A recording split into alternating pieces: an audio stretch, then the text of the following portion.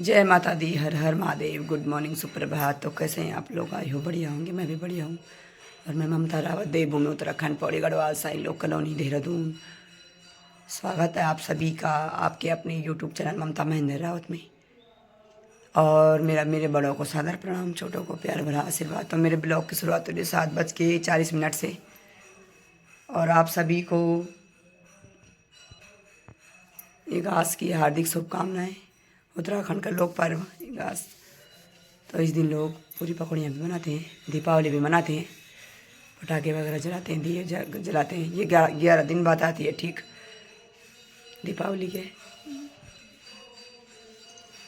तो करवाती हूँ मैं आज का मौसम, आपको दिखाती हूँ किस तरह है। बनी रही। जय हो सूर्यनारायण भगवान की। तो ये देखिए सूर्यनारायण भगवान उदित हो चुके हैं। मुझे लग रहा है आज अपने तेज के साथ आए हुए हैं। आज तो हमारे गेहूँ सूख ही जाएंगे। गेहूँ धो रखे हैं, 2 दिन हो गए। जय माता दी। तो ये देखिए सनातन धर्म मंदिर माँ शक्ति की आरती हो रही है। और माता रानी की कृपा, भोले बाबा की कृपा सबकी बनी रही। और मौसम देखिए, आज सूर्यनारायण भगवान आ रखे तो धुंध ज़्यादा दिखाई नहीं दे रही। ये देखिए धुंध हल्की हल्की है, ज़्यादा नहीं है।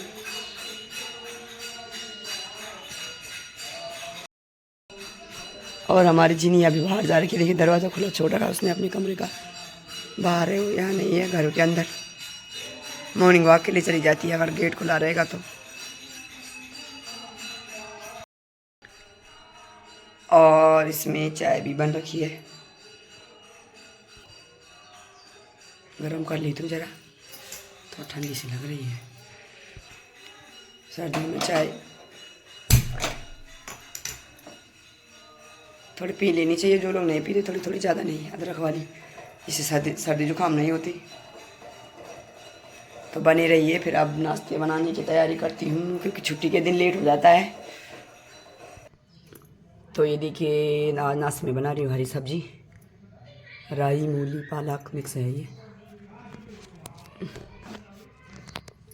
देखिए इसमें पालक भी है, बेथू भी है।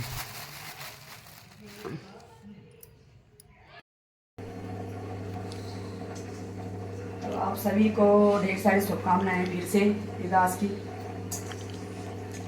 तो आज है उत्तराखंड का लोक पर्व इगास। इस दिन पूरी पकौड़ी बनाते हैं, दीपावली की जैसे ही मनाती है। ये 11 दिन बाद आता है। तो ये देखिए बन चुकी है पूरी पकौड़ियाँ, सॉरी पूरी नहीं बने, पकौड़ी गुलगुले और इसमें पकौड़ियाँ हैं। और आज सब ट्यूशन जा रखे हैं। और रावत जी का हो रहा है ड्यूटी का समय। जय माता की सबको, आप सभी को इगास उगास की उत्तराखंड लोक पर्व की बहुत बहुत शुभकामनाएं मेरी तरफ से। तो ये देखिए दोस्तों मैंने तवा रख दिया और आटा गूंद के भी तैयार है क्योंकि अपनी जीनी के लिए रोटी बनानी है। पूरी पकौड़ी नहीं खाएगी जीनी, वैसे खा लेती है लेकिन खा तो लेती है पर उसके लिए रोटी सही है। दूध के साथ दही के साथ रोटी दूंगी, इसलिए स्पेशली जीनी के लिए आटा गूंद के रखा है मैंने। क्योंकि हम लोग पकौड़े वगैरह खाएंगे तो फिर हमारी जीनी ऐसे ही रहेगी। अच्छी तरह से नहीं खा पाते, थोड़ा सूंघ के छोड़ देती है वैसे। तो जब हमने अपने घर में रखी है तो निभानी जिम्मेदारी सही से है, और सही से निभाती हूँ मैं बिल्कुल उसके प्रति अपनी जिम्मेदारी ईमानदारी से। तो बाहर है अभी। तो ये देखिए दोस्तों वो है हमारी जीनी, वो देखिए लेटी हुई है मंदिर के ग्राउंड पे। जिनू आजा आ रोटी खाने के लिए। सूर्यनारायण भगवान आ चुके हैं तेज के साथ। तो मुझे गेहूँ भी डालने धूप में, तो फिर मिलता हूँ मैं आपको कुछ देर में। आजा ले।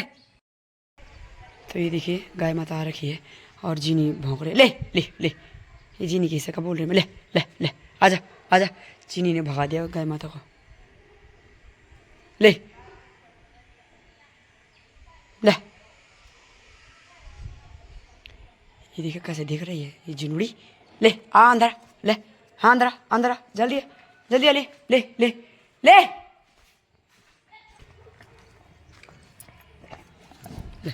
जय हो गाय माता की। जय माता दी। तो आज आंटी जी के घर में भजन कीर्तन है, एकादशी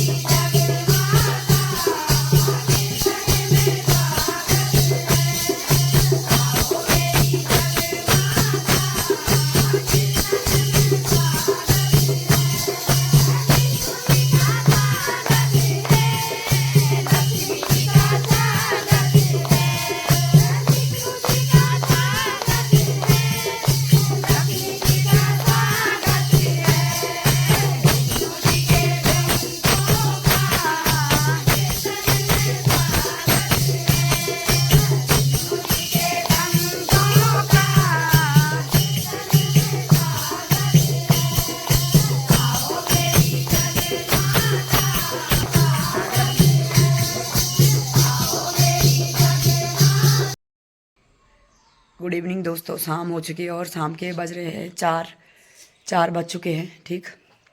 और आज एकादशी भी है और तुलसी विवाह भी है। तो एकादशी और तुलसी विवाह की आप सबको ढेर सारी शुभकामनाएं। मैं भजन कीर्तन से आ चुकी हूँ, आंटी लोगों के घर से कीर्तन थे आज। और अभी आज मंदिर में भी कीर्तन है।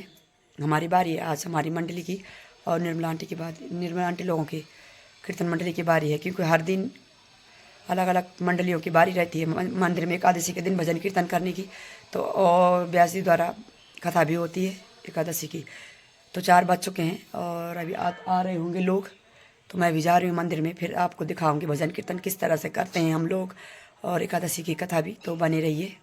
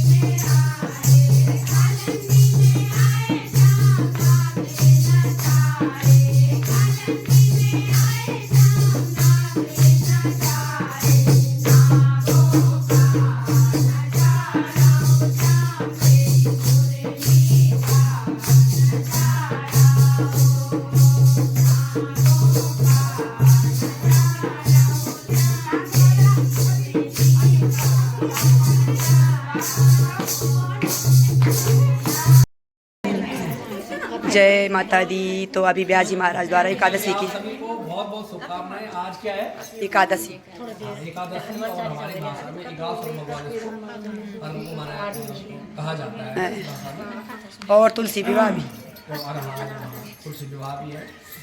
तो आइए चलो कथा की ओर चलते हैं। एकादशी आपको सभी के लिए शुभ हो, मंगलकारी हो। इस एकादशी की आप सभी के लिए बहुत बहुत शुभकामनाएं, मंगल कामनाएं। आपके लिए भी व्यास जी। परमोदिनी एकादशी आज इसको बोला जाता है। और देव उठनी, एक शैली होती है उठनी होती है। आज से भगवान विष्णु जी अपने शैल से उठ जाते हैं, उठे आते हमेशा। मतलब आज के दिन है, ठीक है। तो कार्तिक के शुक्ल पक्ष की जो ये एकादशी तिथि आती है, इसको उत्तराखंड में विशेष इगास और बगाल के नाम से मनाया जाता है ना। इसके पीछे बहुत सारे कारण हैं।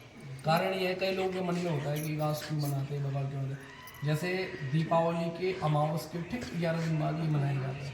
आपको पता है इसकी परंपरा ऐसी है कि जब राम भगवान जी वहाँ से लंका से आ गए थे तो दीपावली, तो हमारे इस पर्वतीय क्षेत्र में, मतलब गढ़वाल कुमाऊं पर्वतीय क्षेत्र में ये खबर 11 दिन बाद पता चली।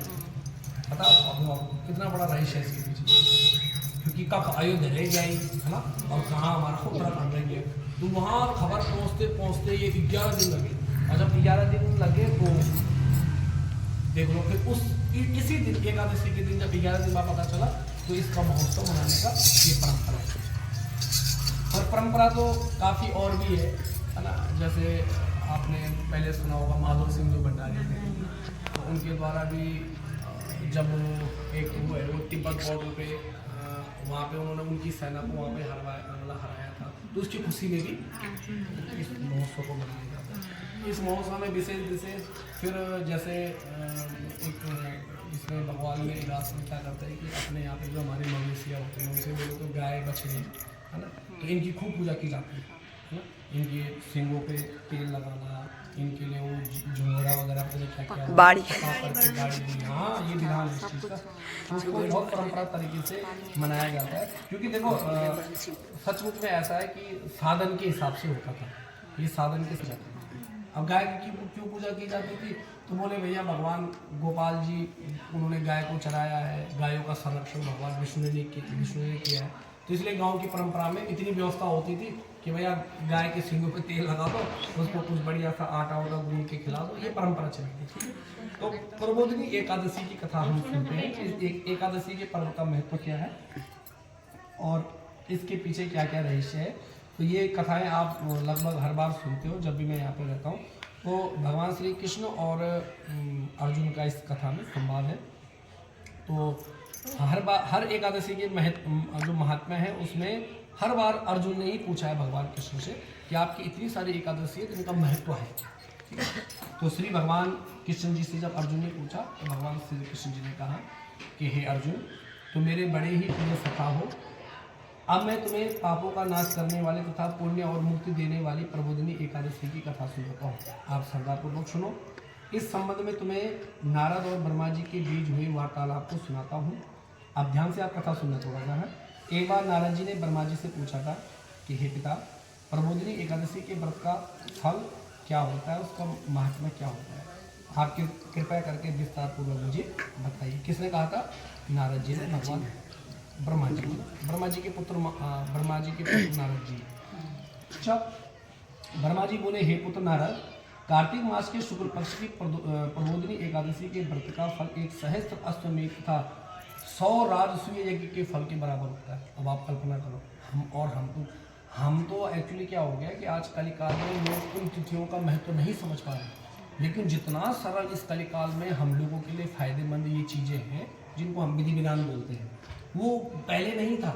अब देखो, अब कितनी स्पष्ट बात बताई गई है। ऐसा नहीं कि किसी ने लिख दिया और इसको आप आँख बंद करके भरोसा कि महाभारत जन बड़े पुस्तकों बढ़ेगी प्रसंग महाराज महाभारत की कथाएं। तो वो कह रहे हैं कि इस एकादशी के व्रत का इतना बड़ा महत्व है। ब्रह्मा जी बोल रहे हैं तो ब्रह्मा जी तो आप समझ सकते हो, ब्रह्मा जी सृष्टि के रचयिता है। तो ब्रह्मा जी बोल रहे हैं हे नारद, इस कथा के फल, इस कथा का और इस व्रत के फल का महत्व क्या है, महत्व समझिए। बोले नारद, 1 सहस्त्र अश्वमेध यज्ञ करने के बराबर है। अश्वमेध यज्ञ नहीं, 100 राजसूय यज्ञ के फल के बराबर जो हमें फल मिलता है वो बोले एक सिर्फ प्रबोधिनी एकादशी के व्रत करने से मिल जाता है। बोलो नारायण भगवान की जय हो।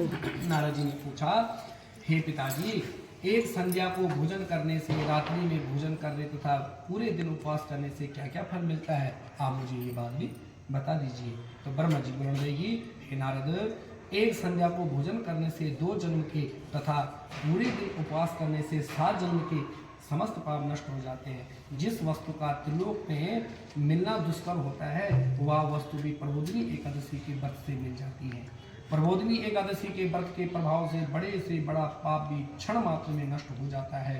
पूर्व जन्म के किए हुए अनेक बुरे कर्मों को प्रबोधिनी एकादशी का व्रत क्षण भर में नष्ट कर देता है। जो मनुष्य अपने स्वभाव अनुसार प्रबोधिनी एकादशी का विधि पूर्वक व्रत करते हैं उन्हें पूर्ण फल प्राप्त होता है। हे पुत्र नारद, तूने बहुत अच्छा प्रश्न किया है। जो मनुष्य, बेटा ध्यान से सुनना, ये ब्रह्मा जी कह रहे पुत्र नारद को है, जो मनुष्य श्रद्धा पूर्वक एक दिन थोड़ा भी पुण्य करते हैं उसका वह पुण्य पर्वत के समान अटल हो जाता है। जो अपने हृदय के अंदर ही ऐसा ध्यान करते हैं कि प्रबोधिनी एकादशी का व्रत करूंगा, उनके भी 100 जन्म के पाप नष्ट हो जाते। बताओ कद का बड़ा महत्व हुआ, सोचने का ही इतना बड़ा पर्व था। हम लोग तो फिर भी बैठ करके सुन रहे हैं, भजन कीर्तन कर रहे हैं, है ना, तो समझ लो तुम्हारा तो कल्याण हो नहीं जाओ सबको, हमारे तो आनंद आनंद है। लेकिन आप देखिए ना इस बात को, सोचने का इतना बड़ा प्रभाव है।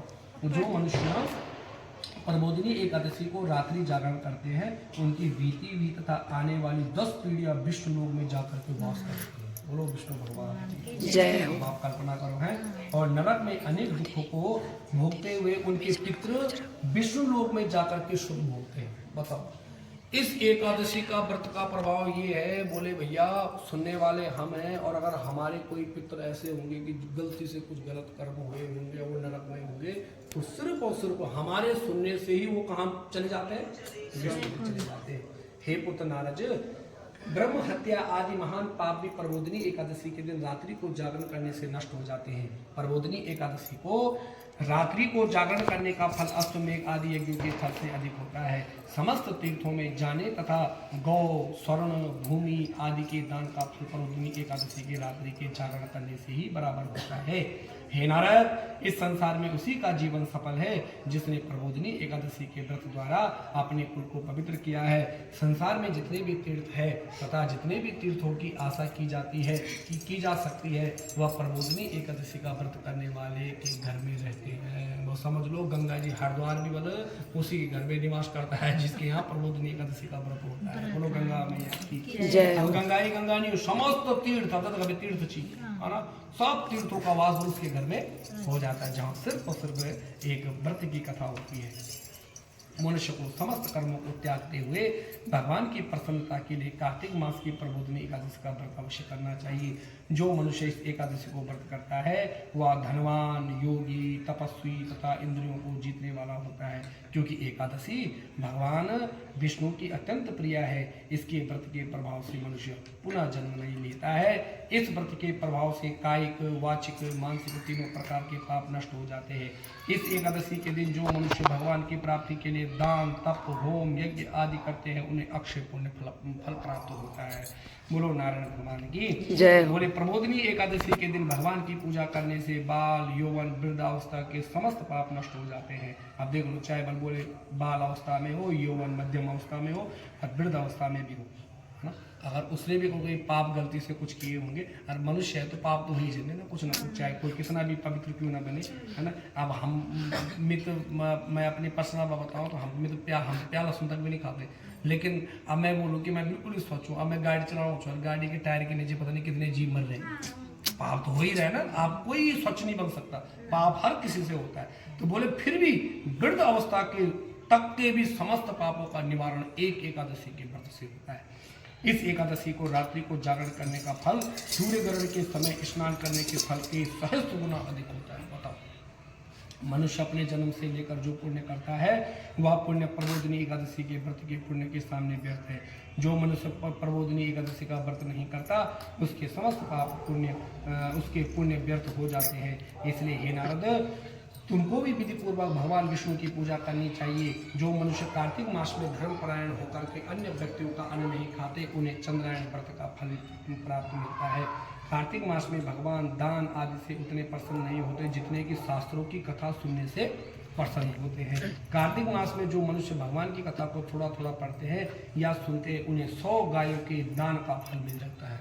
बोलो गौ माता की जय। सुनकर नारद जी बोले, हे परमपिता, हे परमेश्वर, हे परमपिता ब्रह्मा जी को अब आप एकादशी के व्रत का विधान कहिए, और ऐसा कैसा व्रत करने से कैसा पुण्य मिलता है आप मुझे बताइए। तो फिर ब्रह्मा जी ने बोला, हे नारद बेटा, इस एकादशी के दिन मनुष्य को ब्रह्म मुहूर्त में उठना चाहिए और स्नान आदि से मृत होकर के व्रत का संकल्प करना चाहिए। उस समय भगवान से विनय यही करनी चाहिए कि हे भगवान, आज मैं निराहार रहूंगा, दूसरे दिन भोजन करूंगा, इसलिए आप मेरी रक्षा करें। इस प्रकार विनय करके भगवान की पूजा करनी चाहिए और व्रत प्रारंभ करना चाहिए। उस रात्रि को भगवान के समीप गीत, नृत्य, बाजे तथा कथा कीर्तन करते हुए रात्रि व्यतीत करनी चाहिए। क्या करनी चाहिए? रात्रि व्यतीत करनी चाहिए। प्रबोधिनी एकादशी के दिन कृपणता को त्याग कर बहुत से पुष्प, अगर, धूप आदि से भगवान की आराधना करनी चाहिए। शंख के जल से भगवान को अर्घ्य देना चाहिए। इसका फल तीर्थदान आदि से करोड़ गुना अधिक होता है। जो मनुष्य अगस्त पुष्प से भगवान की पूजा करता है, सुन लो, ये एकादशी मल को फूल बहुत ज्यादा प्रिय है, उसके बारे में कह रहे। जो मनुष्य अगस्त के पुष्प से भगवान की पूजा करते हैं उनके सामने इंद्र भी हाथ जोड़ता है। कार्तिक मास में जो बिल्व पत्र से भगवान की पूजा करते हैं उन्हें अंत में मुक्ति मिल जाती है। सुना छो? तो भगवान विष्णु कार्तिक मास को आप ऐसे मास मत समझना, भगवान विष्णु को सबसे प्रिय। आजकल वृंदावन में जगह नहीं मिलती वहाँ पाँव रखने की, इतनी भीड़ होती है, लोग दूर दूर से वहाँ जप तप करने के लिए आते हैं, दान पुण्य करने के लिए। कार्तिक में जो मनुष्य तुलसी जी से भगवान की पूजा करता है, सुन लो, हाँ अभी वो वाली कथा आ रही है। कार्तिक मास में जो मनुष्य तुलसी जी से भगवान की पूजा करता है उसके 10,000 जन्मों के समस्त पाप नष्ट हो जाते हैं। जो मनुष्य इस माह में श्री तुलसी जी के दर्शन करते हैं या छूते हैं या ध्यान करते हैं या कीर्तन करते हैं या रोपण करते हैं अथवा सेवा करते हैं, वे 1000 कोटि युग तक भगवान के घर में रहते हैं।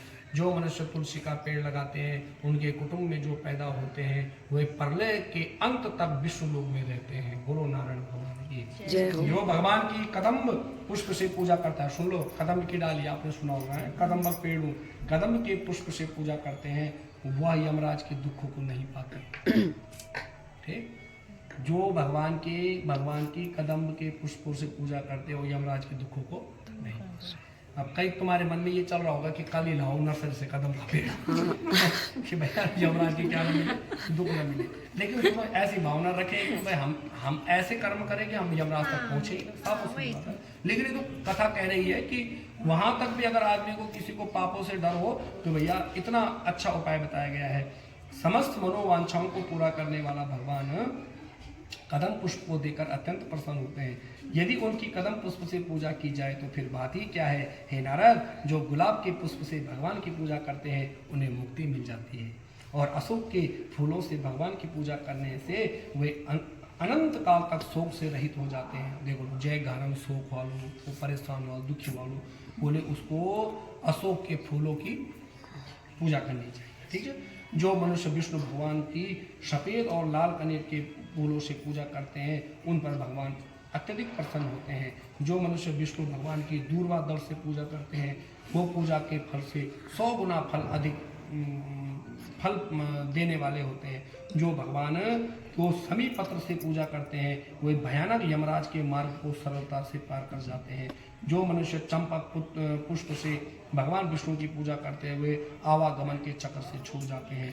जो मनुष्य स्वर्ण का बना हुआ केतकी का पुष्प भगवान को चढ़ाते हैं, स्वर्ण का बना हुआ केतकी का जो पुष्प होता है, बस उसको सोने में बनाना है, उनके करोड़ों जन्म के पाप क्या हो जाते हैं, नष्ट हो जाते हैं। जो पीले और रक्त वर्ण कमल के सुगंधित फूलों से भगवान की पूजा करते हैं, उन्हें श्वेत दीप में स्थान मिलता है। इस प्रकार रात्रि में भगवान की पूजा करके प्रातःकाल शुद्ध जल की नदी में स्नान करना चाहिए। स्नान करने के पश्चात भगवान की प्रार्थना करते हुए घर आकर भगवान की पूजा करनी चाहिए। उसके बाद ब्राह्मणों को भोजन कराना चाहिए, दक्षिणा देकर सम्मान सहित उनको विदा करना चाहिए।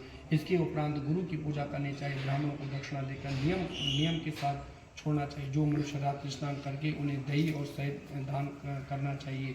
जो मनुष्य फल की आशा करते हैं, उन्हें फल दान करना चाहिए। तेल की जगह घी और घी की जगह दूध और अन्नों में चावल दान करना चाहिए।